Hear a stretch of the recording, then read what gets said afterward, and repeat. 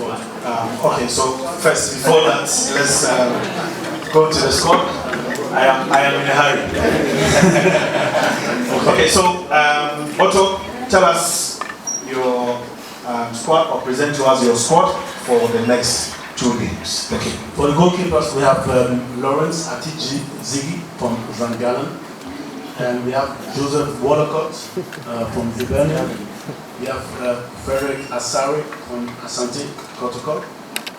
Defenders, we have Gideon Menza from Auxerre, Ebenezer Anand from Shehir, Istanbul. Then we have Abdul Mumin from Rayo Vallecano, Alexander Jiku from Fenerbahce, Istanbul. We have Alidou Seydou from Stade Rennes. We have Tariq Lamte from Brighton and Hove. In the midfield, we have Mohamed Kudus from West Ham United. We have Ernest Nuama from Olympique Lyon. We have Salis Abdul Samit from RC Lens.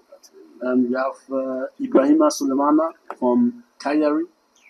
We have Thomas Partey from Arsenal. We have Edmond Addo from Radnitsky, Nice. We have Elisha Owusu from AG Auxerre. We have Abu Francis from St. Bruges. And then remaining the forwards, we have Osman Bukhari from Red Star Belgrade. We have Abdul Fattah Iswaku from Leicester City. Antoine Semenyo from Bournemouth. We have Jordan Ayew from Crystal Palace. We have Ibrahim Osman from FC Nordsjælland. We have Kamaldeen Sulemana from FC Southampton. And we have Brendan Thomas Asante from West Bromwich. Okay, I can't really say that I know everything about Ghana's DNA. I think Ghana has a great history, football history, with great players in the past. We had really, really good times. I think the last really, really good times were when players like Michael Essien, Asamoah Gyan, Suleiman Tari. A lot of players were in the best form. I think for me, Ghana football stands for good football. This is maybe I want to use the opportunity. It's difficult to promise victories because of football. You can be better than your opponent, and at the end they will score and they will win, or one slight mistake will happen. But I think I will take the opportunity to be brave enough to promise you that we will play good football. Because I've been studying football for a very, very long time, and for me, the boys, especially in Ghana, they like to play with the ball. This is how they grow up when they're playing on the streets. And this is what I want to implement. And I think this is the easiest thing to implement because they will have joy having the ball, trying to dominate. I know that we will face opponents sometimes which are stronger than us, where we need to defend more. But in general, I want to bring back to the joy of the ball. I want to create a culture, and this, I think, has been the culture in the past, not to be fearful when you have the ball. I know that there's high demands on the players, and it's difficult. There are difficult times, and there's a lot of pressure on the players. But I want to take the pressure away to allow them to do mistakes, because this is the only way we can, in long term, we can give them the confidence to play what they can. We know what they can. If you walk around the streets of Ghana and you see kids playing, you see what they are able to do. And this is what is in our players. And it's my job to bring it out, to bring in a culture with good habits, because good games don't come just like this. It comes with good preparation, to prepare them well, as good as I can with my coaching staff, which are helping me, and to bring in their ideas, to bring in their knowledge, and together I think we can create for the long term a very, very good Ghana national team. Okay, so I think to be honest, very good question. I don't know if the frame this long, or we have enough time to answer all these questions. I try as best as possible. So the first thing, you asked about Andre. So I had a long talk with Andre, personal. I visited him and gave him the reasons why he's not in the squad at the moment. And I usually held it like this, that I don't talk too much about the players who are not in the squad, more about those who are in the squad.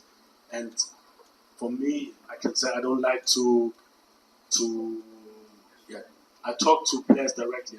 I don't like to give information out about what we spoke about. So he's not part of the squad at the moment.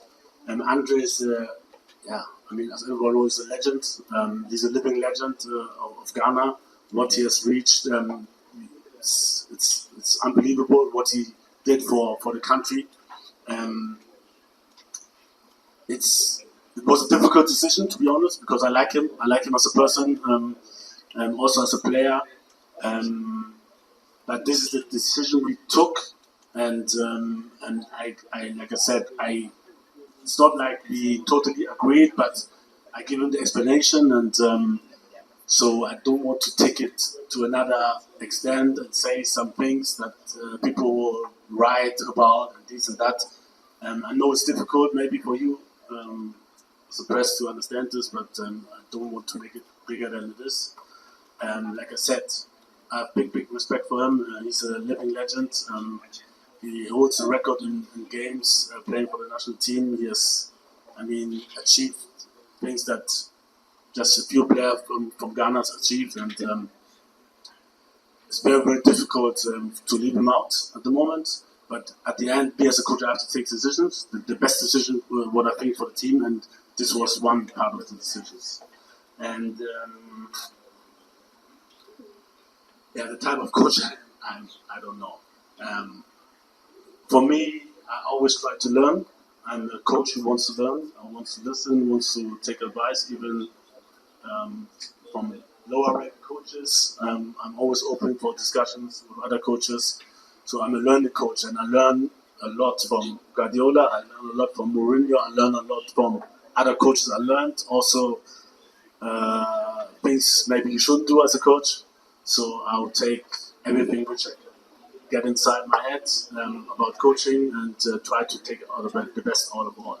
And this is me. And at the end, I think a mixture of everything. I can play defensively. I can play offensively. I can play the mix. I can make changes, sensible changes, I think. Whenever it takes, I can, I think I'm good in reading the game, how the game goes. I'm good in predicting things to happen, and this is me. It's, I don't know, 30 players. Some I even visited them, like some I tried to visit, but I couldn't. Because my time was very short, but I talked to all of them, those who were not invited, who were part of the AFCON last season, and explained a lot of things to them. And for me, it's easier because I have the brighter picture. I see all the players, I compare them, and then I decide also which player fits into my playing style or in my idea for the game. And so for the player as such, it's difficult because he just sees himself. And I think, it's difficult to explain because I have to compare Jonathan, for example, with other strikers, and then to see what I need for 2 games.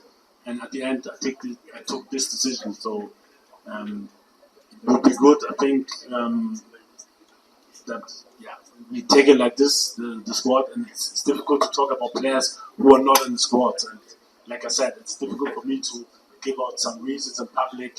I discussed it with the player, I explained it to him, and I think it's good to do that way.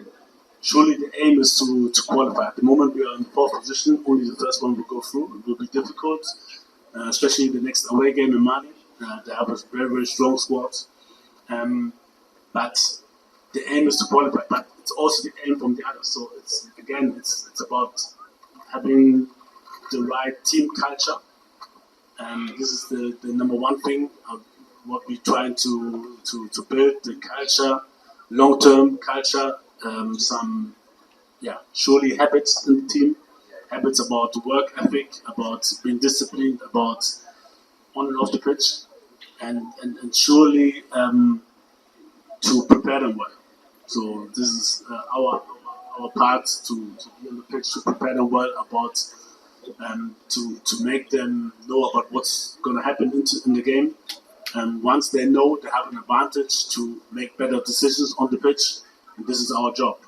And like I said, what I want to be assessed with should be the way we play. I can't really, like I said, I can't predict. We will have good times, we will have bad times. There's just some few coaches in the world who lose rarely.